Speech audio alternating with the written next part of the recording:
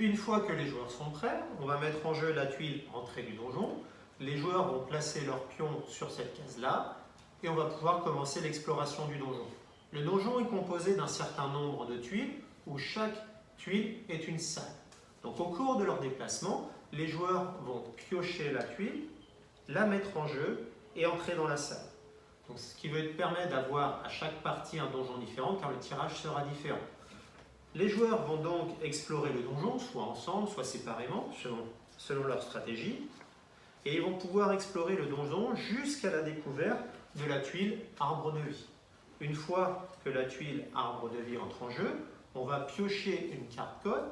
Ça va nous révéler le code qui nous permet de rentrer dans la salle de l'arbre de vie, entrer dans cette salle, renouveler la magie et gagner la partie.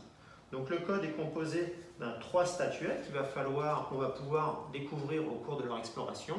Une fois qu'on est rentré dans une statuette, on va pouvoir récupérer le code.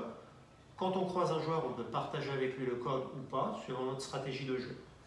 Au cours de l'exploration, on va pouvoir récupérer des ressources, des cartes ressources. On va pouvoir récupérer des cristaux magiques qui vont nous permettre de créer de nouvelles potions.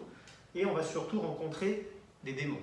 Une fois qu'une carte cercle invocation du démon rentre en jeu et qu'un joueur rentre dans cette salle, on va retourner une carte démon. Le joueur va devoir affronter ce démon. En cas de défaite contre le démon, le joueur humain va prendre sa carte de jeu, la retourner et maintenant devenir un joueur démon. En tant que joueur démon, il va se lancer soit à la recherche d'un autre joueur humain pour le tuer, lui voler son humanité et redevenir un joueur humain. Le joueur humain tué deviendra un joueur démon, donc il retournera sa carte et continuera en tant que démon.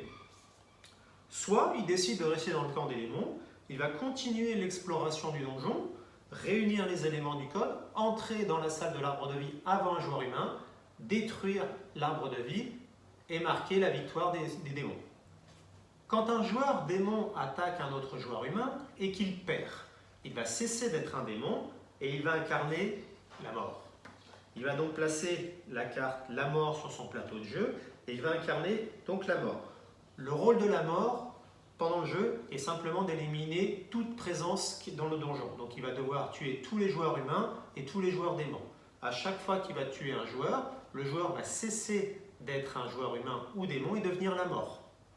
Le jeu se termine donc soit par la victoire des joueurs humains en entrant dans la salle de l'arbre de vie en renouvelant la magie, soit par le camp des démons en entrant avant les joueurs humains dans la salle de l'arbre de vie pour le détruire, soit par la victoire du camp de la mort en tuant tous les joueurs humains, tous les joueurs démons.